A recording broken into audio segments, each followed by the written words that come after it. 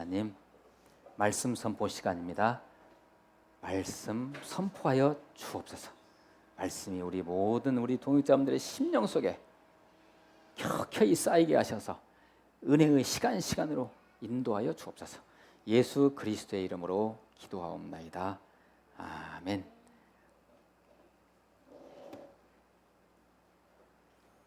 대체적으로 이런 말이 있습니다. 우리 인간들에게 있어서, 사람들에게 있어서 물질적인 풍요가 50년을 가지 못한다는 그런 속설이 있습니다. 여러분 믿으세요? 그러니까 부자 뭐 몇 대 못 간다고 하잖아요. 그러니까 물질적 풍요가 나한테 왔어요. 그것이 50년 이상 안 간답니다. 속설이에요, 그냥. 또 하나의 속설이 있는데요. 한 가지. 영적 풍요, 영적으로 막 충만한 것이요. 특히 공동체에 있어서 영적으로 충만한 것은 100년 이상을 안 간답니다. 이게. 100년 주기로 그것이 시들어요. 100년 주기로. 우리 대한민국 교회가요. 1907년에, 혹시 1907년이라는 연대를 기억하시나요? 기억하시면 진짜 1907년 이게 어떤 해인가요? 1907년 우리나라 한참 일본이 우리나라를 이제 막 잡아먹으려고 막 광분할 때겠죠. 그때가 1907년에 평양에 성령의 불이 떨어졌어요. 평양에만 떨어진 게 아니에요. 원산에도 떨어졌어요. 북한 땅에, 북한이 막 저 동양의 예루살렘 있잖아요. 지금은 북한이 틀어지만요, 우리보다 훨씬 신앙이 좋아요. 지금도 북한의 지하교인들이요, 지금도 우리를 위해서 기도하고 있대요. 와, 대단하죠. 1907년에 성령의 불덩어리가 그냥 우리 대한민국, 아니 이 한반도 땅에 임했어요. 그래가지고 다들 막 회개하고 난리랬어요. 불 받아가지고. 1907년에 100년을 더하면 몇 년이죠? 2007년이죠. 2007년에 한국 교회를 한번 보세요. 어떠세요? 어떤 판단이 드시나요? 2007년에 한국 교회. 하나님이 이미 판단하셨어요. 대각성해야 됩니다. 한국 교회가. 이미 2007년이 지나갔죠. 계속 2007년 이후부터요. 한국 교회가 숫자도 막 사그라져가지고 지금 엄청 줄어들었어요. 아시죠? 영적 풍요가, 영적 은혜가 100년을 가지 않는다는 거예요. 이때 100년에 다시 한번 딱 치고 올라가야 돼. 그래서 유다 백성들이 오랜 포로 생활을 끝내고 예루살렘으로 귀환했잖아요. 그래서 우리 저번에 말씀 나눴지만 학개 선지자와 스가랴 선지자가 야, 우리 성전을 다시 건축하자. 이것은 단지 건물을 건축하는 것이 아니라 영적으로 우리가 회복하자, 하나님과의 관계를. 그래서 성전이 복원되고 영적 각성이 이루어진 지 100년이 지난 시점이 오늘 말라기 말씀의 시점이에요. 어떻게 됐을까요?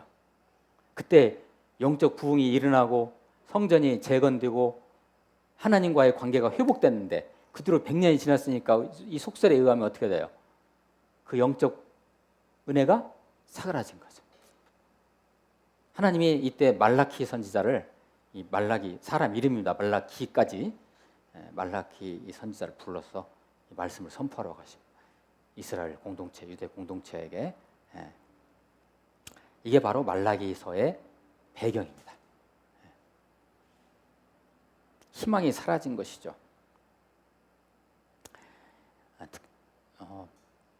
이 말라기란 말은요, 하나님의 천사, 하나님이 보내신 자, 하나님의 메신저라는 뜻입니다.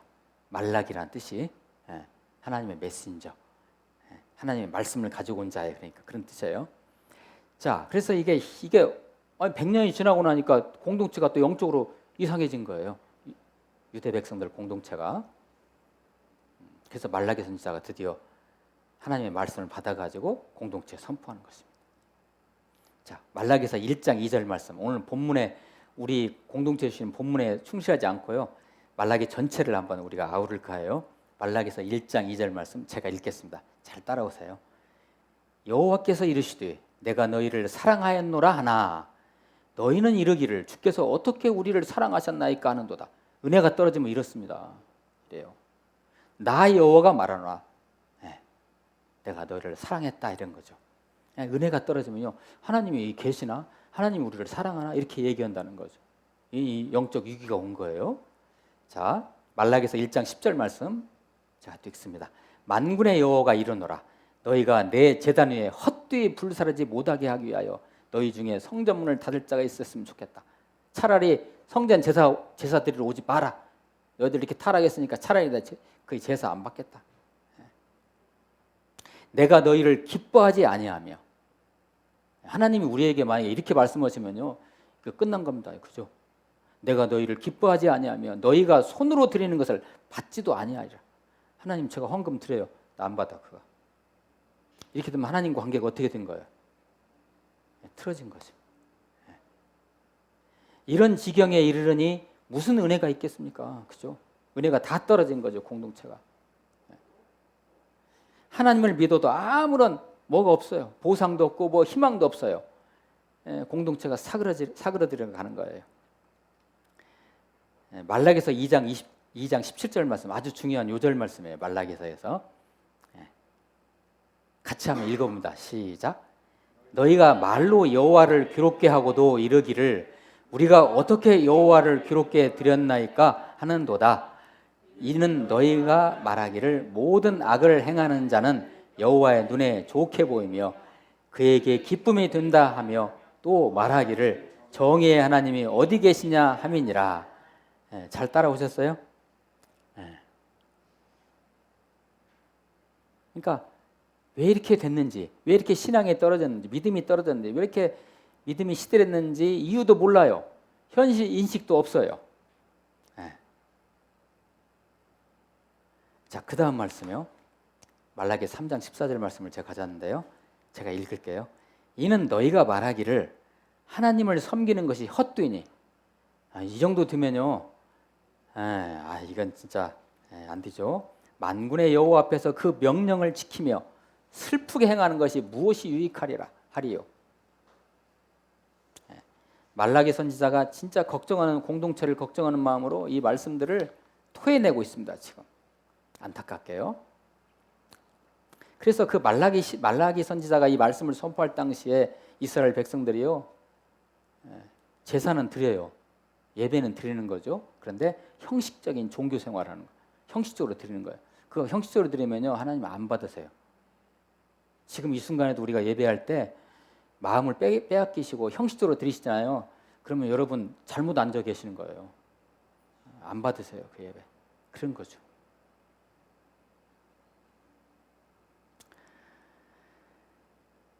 아닌 척하고 예배하고 제사하지만 하나님은 다 아시죠. 본질인 하나님과의 관계를 상실하고 말았다는 것입니다. 이 말라기 시대의 이 백성들이. 하나님의 기분은 어떠실까요? 그러면 엄청나게 화나게 계셨겠죠. 이 말라기서 말씀을 읽어보면요, 그 하나님의 화가요 나타나요. 하나님은 막 분노하세요. 이 백성들을 향해서. 말라기서 2장 2절 말씀 제가 읽겠습니다. 만군의 여호와가 이르노라. 너희가 만일 듣지 아니하며 마음에 두지 아니하여 내 이름을 영화롭게 하지 아니하면 내가 너에게 저주를 내려 너희의 복을 저주하리라.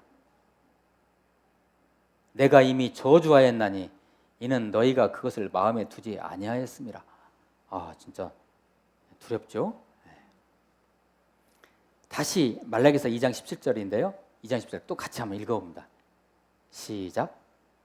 너희가 말로 여호와를 괴롭게 하고도 이르기를 우리가 어떻게 여호와를 괴롭혀 드렸나이까 하는도다.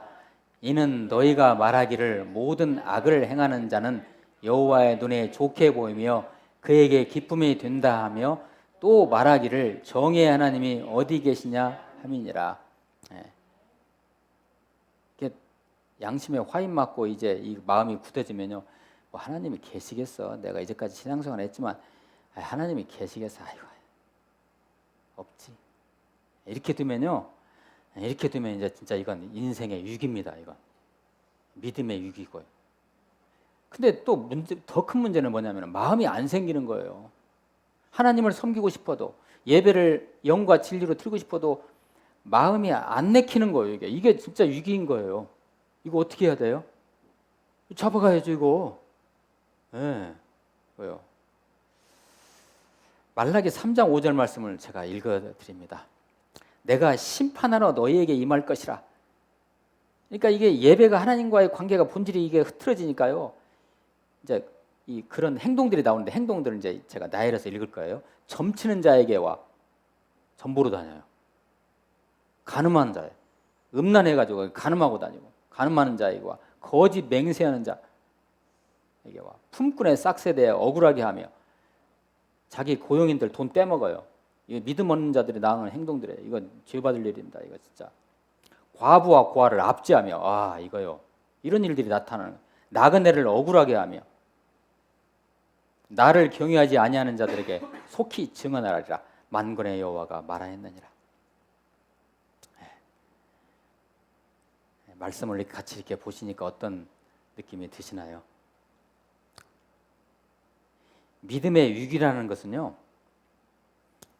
우리가 믿음의 위기라는 건 하나님 앞에서 무슨 큰 죄를 범해서 이렇게 오는 위기가 아니에요. 실은요, 이게. 하나님을 향하는 마음이 식어지는 거예요. 이게 믿음의 아주 큰 위기예요. 마음이 식어가지고 어떤 신앙이 돼요? 미지근한 신앙이 드는 거예요. 이제 미지근한 신앙, 뜨겁지도 않고 차지도 않고 마음이 굳어지는 거죠. 이거 진짜 위기입니다. 매 주일마다 여러분 막 뜨거운 은혜 받으셔가지고 막 영적 가슴이 막 들끓여야 되는데 그렇지 않으면 그건 위기예요. 위기. 계시록 말씀 제가 가져왔는데요. 3장 15절 16절 말씀 같이 한번 읽어볼까요? 시작. 내가 네 행위를 아노니 네가 차지도 아니하고 뜨겁지도 아니하도다. 네가 차든지 뜨겁든지 하기를 원하노라. 네가 이같이 미지근하여 뜨겁지도 아니하고 차지도 아니하니 내 입에서 너를 토하여 버리리라. 아이고, 이 라오디게아 교회에게 우리 예수님이 하신 말씀이거든요. 미지근한 신앙 가지고 있으면 주님이 어떻게 하신다고 그래요? 토해내버린대요. 아주 심한 말이잖아요. 아주 두렵죠. 하나님은 그 백성에게 무한의 그 복을 누리도록 하는 특권을 우리에게 주셨어요. 그런데 백성들은 배신하고 타락하여 하나님부터 등을 돌려버렸습니다. 이게 말라기 시대의 이게 이제 이 이스라엘 백성들의 상태예요. 그래서 말라기서의 이 말미에서는요, 하나님은 이러한 백성들에게 저주를 선포하십니다. 저주를. 이 말라기 4장 6절 말씀이 이 구약 성경의 마지막 절이자 말라기의 마지막 절이거든요. 제가 한번 읽어드릴 테니까 잘 한번 들어보세요. 이 말라기가 이렇게 끝나요.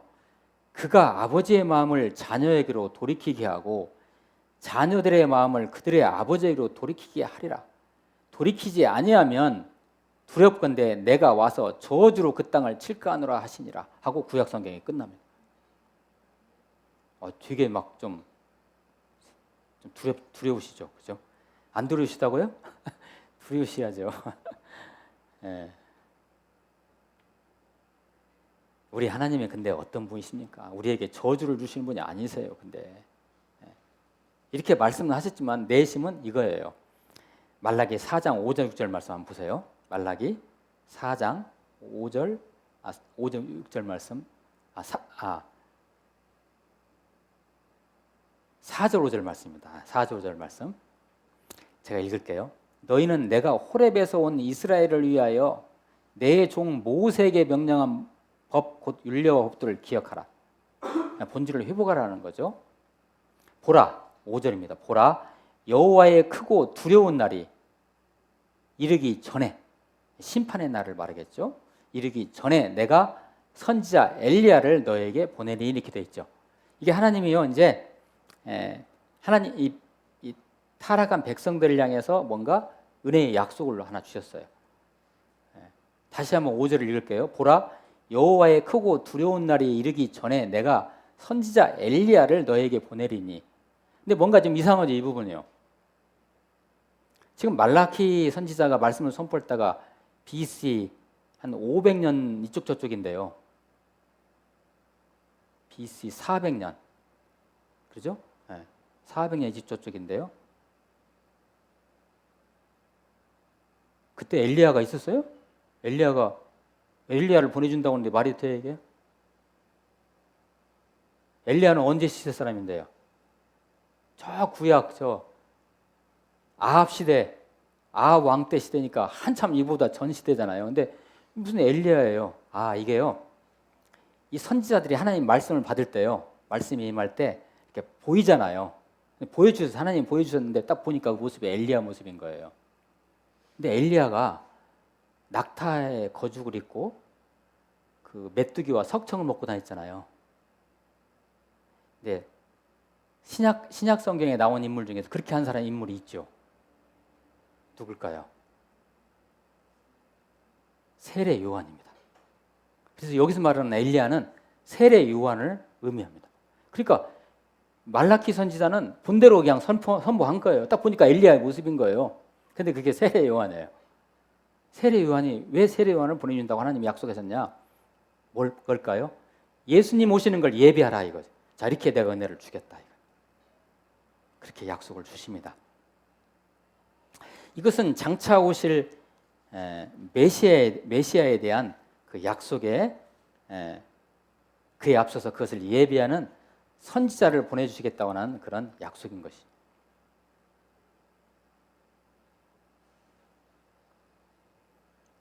그 세례 요한은요, 영화로 말하면 예고편이에요.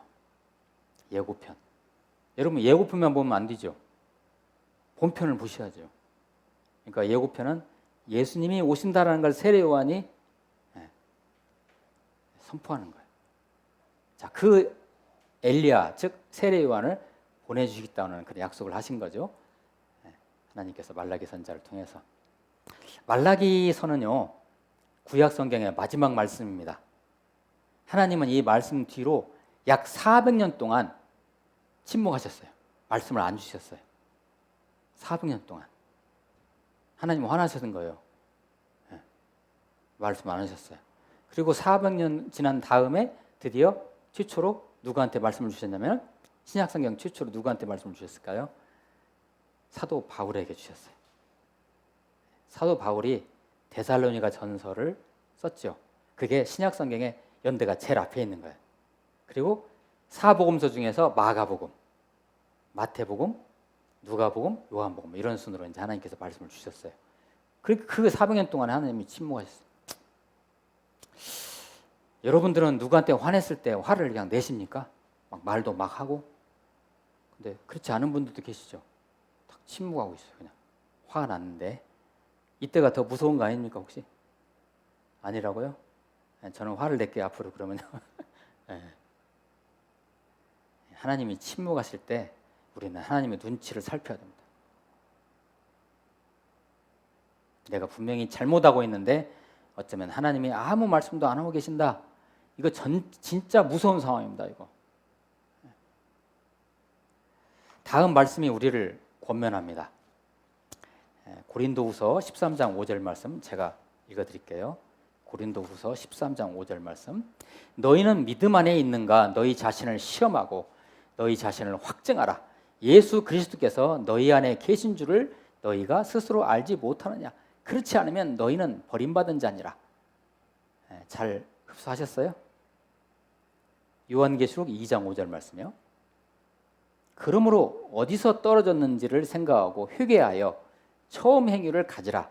만일 그리하지 아니하고 회개하지 아니하면 내가 네게 가서 네 촛대를 그 자리에서 옮기리라. 좀 두려운 말씀이죠. 어떻게 알아요?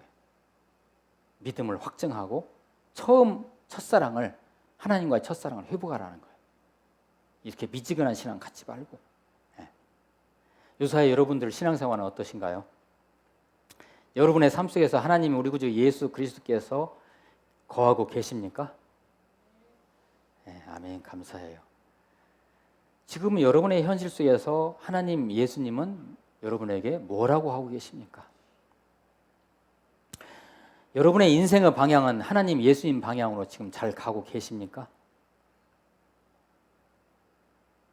혹시 하나님 예수님께서 저와 여러분을 향해서 혹시 지금 침묵하고 계시지는 않을까요? 침묵하고 계십니까? 네. 요사이 여러분 신앙생활은 미지근해지셨습니까? 감동이 없어요? 그냥? 느낌이 없어요? 하나님이 뭐 계시는지 안 계시는지? 네. 이게 바로 믿음의 위기입니다. 큰 위기입니다. 이건 인생의 위기입니다. 인생의 위기가 바로 믿음의 위기입니다. 이 믿음의 위기가 우리에게 침범했을 때 이것이 우리의 인생의 위기로 오면 우리 인생이 무너집니다. 그래서 우리가 이걸 지켜야 돼. 말라기에서는 우리에게 이러한 교훈을 주는 말씀인 것입니다. 저와 여러분이 지금 여름철에 참 날씨가 너무 힘드시죠?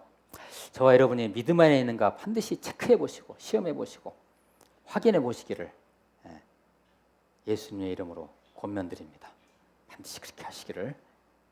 잘 안 되셨다고 생각되시면 회개하세요. 실제로 입술을 열으셔가지고 회개 기도를 하시면요 하나님이 도와주십니다. 하나님 저 이렇게 신앙이 이렇게 더러워졌어요. 용서해 주세요. 이렇게 하면요 하나님이 함께 하시거든요. 그러니까 그런 기도하시고 회개하시고 하나님과의 첫사랑으로 돌아오시기를 예수 그리스도의 이름으로 축원합니다. 기도하시겠습니다. 하나님 저희들 신앙생활 이 미지근한 신앙생활 청산하여 주시고 하나님과의 우리 예수님과의 첫사랑 그 생생하고 은혜가 충만했던 첫사랑 반드시 회복시켜 주시옵소서. 예수 그리스도의 이름으로 기도하옵나이다. 아멘.